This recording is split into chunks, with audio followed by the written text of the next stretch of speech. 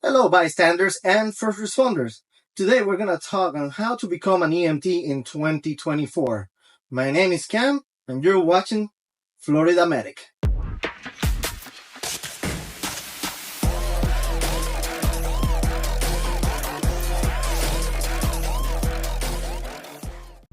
So, you decided to become an EMT? Congratulations. Here is the step-by-step process that you need to follow to become one in 2024.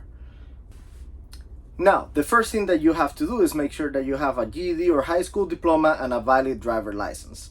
Most of the schools are going to require you to submit that valid driver license since you're going to be working as an EMT, you're going to be doing a lot of driving. Now, you might be asking yourself, where do you go to school for EMT or paramedic, right? Well, for EMT, you go to school for pretty much either state colleges, private college, or private schools. Now, once you find the school that you want to attend to, you have to follow their process and you have to submit all the paperwork that they require you to. It could be your high school diploma, your driver license, background check, health checkup, and also your immunization records. After submitting the paperwork, you also have to consider that some schools might require you to submit a valid CPR or BLS license that you can obtain through American Heart Association. So, after submitting all the paperwork and the application, they will require you to make a payment. This payment can change based on school, but normally it's around $3,100. If you happen to be in the financial situation where you cannot afford it at that time, you can also count or have into consideration the fact that most schools have a payment program that you can take advantage of. We know school can be pricey, but you know what it's not? Supporting this channel with a simple like, a comment, and a subscribe. Now, let's get into the important stuff. What do you do in EMT school? Well, the program consists of 300 hours, and each institution changes it a little bit based on what they consider more or less important. But normally, it will be like around 90 hours of lecture where you're gonna learn all your skills on textbook. Then you're gonna have around 120 hours of lab time where you're gonna put those skills that you learn into practice.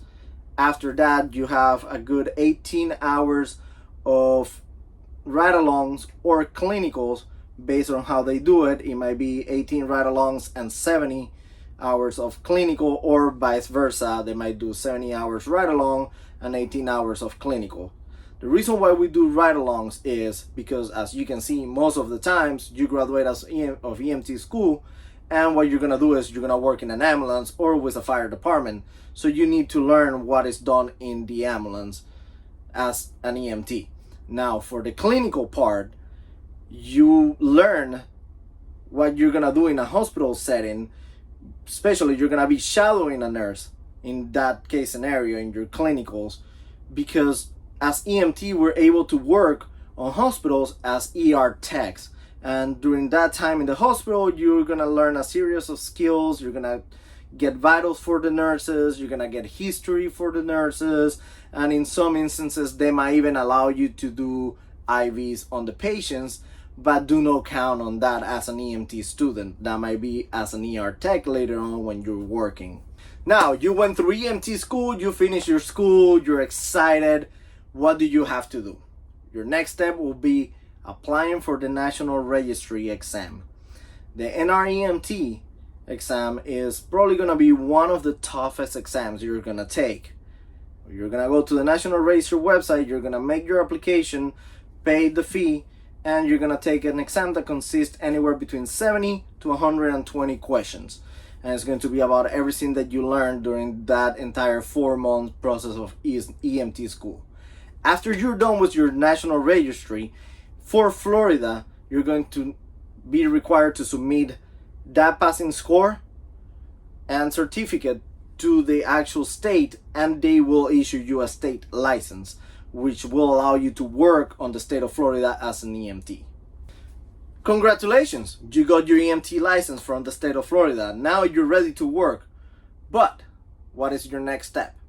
Well, some departments, 911 departments, EMS, fire, might require you to get an extra certification called EVOC. Now, the EVOC certification, which is Emergency Vehicle Operations Certification, what it does is it allows you to operate, as the name says, or drive ambulances and certain emergency vehicles.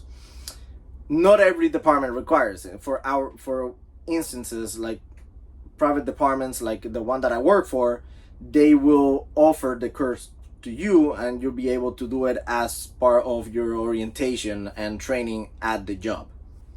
Now you're working as an EMT, you got your job, you're excited. How much are you gonna get paid? Which is the most important question. Well, EMTs in the state of Florida changes based on where you live in the state and what department you work for. Some department pays more than other, but in an average, I will say you can be earning anywhere between $35,000 a year to $45,000 a year.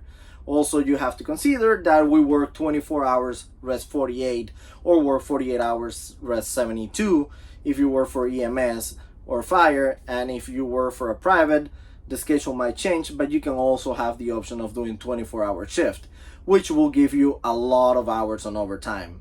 For an instance, I work 3 24s, that will be 72 hours total. That's a lot of overtime. That might increase your paycheck from that 45 mark to like $65,000, $75,000 a year. Guys, thank you for watching the video, and as a bonus, I will be attaching under the description below links to books that you can use to help you go through EMT school and to prepare for that national registry.